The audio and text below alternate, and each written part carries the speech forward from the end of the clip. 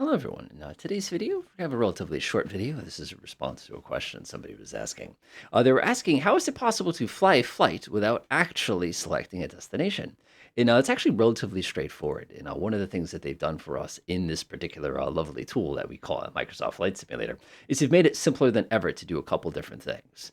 Now, one of the things we can take a look at here is, first of all, if we want to start our flight cold and dark. Now, to do that, we simply pick a departure point. Let's say we want to go ahead and start up at, we'll do Maritalbo. That's pretty easy to us. It's up in Maine. And what we're going to do is, instead of a runway, we're going to pick a parking spot. Now, if you pick a parking spot, the simulator automatically knows that you're supposed to go ahead and start the flight cold and dark. Now, as you can see, when we jump here into the world, we have this lovely, lovely airfield here. I'm just trying to figure out what that purple thing was. And you can see our aircraft is off. More importantly, though, if I were to actually start up my aircraft real quickly here, I'll fire up the avionics bug. Probably not very polite to do this to this airplane, of course, on account of the fact that we really want that alternator to help us out while this is running. But one of the things I'll do is I'll show you that we have no pre-programmed destination here. And you can see that since we did start cold and dark, we have to go through the buttons, push everything. We got to wait for all this stuff to happen and kind of get going before we can actually begin our flight. Now, another option that we have to do is we can actually set a point in the air to start at. Now, one of the interesting things about setting our point in the air is we don't have a lot of control over the altitude we are, mostly, and I'll show you what I mean. So let's say we want to go ahead and start in the air here. If I press set as departure, you'll notice that there's nothing here that's telling us exactly what it is. It'll just tell us that we have an altitude of 1,500 feet. Now, of course, if we wanted to, we can actually delete this. We can even set this as the arrival point. Now, the reason this is so candy is that we can actually come in here, set that as arrival, come down over here, and we can set this as departure. Come over here, we'll go ahead and just like that. And you can see you can actually create yourself a custom flight that will travel at a specific location. Now, the reason this is so handy here is if you're trying to fly a certain approach into a certain area, you can basically define the initial couple pieces of that approach and then basically fly in. Now, one of the cool things here is if, let's say, we want to go into Portland, which is right over here on my right. Zoom in a little bit. How you doing, Portland? South Portland. Who goes into Portland? Nobody does that. You know, one of those things.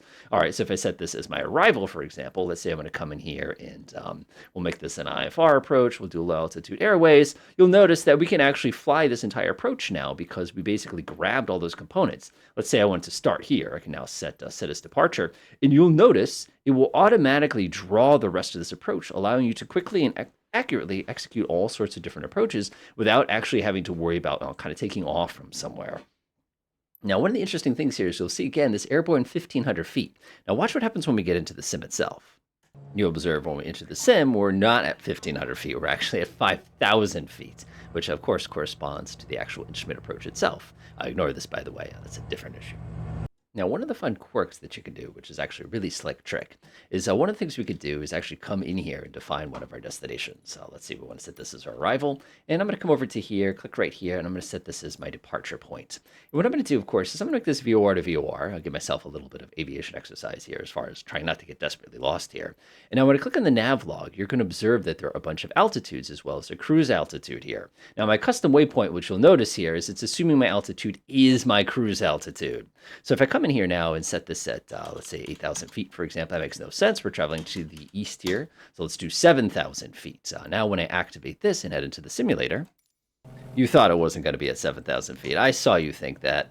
But as you can see here, other than the trim being massively out of whack here, we're actually at the altitude that we specifically selected for the purpose of this flight.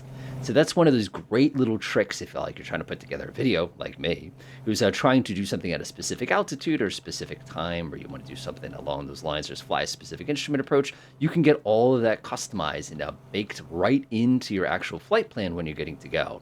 Now, there's one other interesting thing to check out, and that's this. Let's say I want to take off from Hartford, because, you know, that's where I seem to take off from an awful lot these days.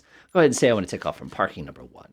Let's say we want to fly over to, well, we'll do Provincetown. I think that's a pretty good destination. Been there a few times. Set that as my arrival. One of the things you're going to notice here is you have the ability to select a specific runway, but more importantly than that, you actually have the ability to select a specific parking spot, which is just kind of one of those neat little things. And if I actually zoom in here, you'll see that what it will do is it'll actually get me on the correct runway, and then it will actually give me an assigned parking spot. Now, the reason that's so useful to us, of course, is if I'm flying an airliner and I want to be very, very controlling as to what part of the airport I both start at as well as end up at. Enjoy.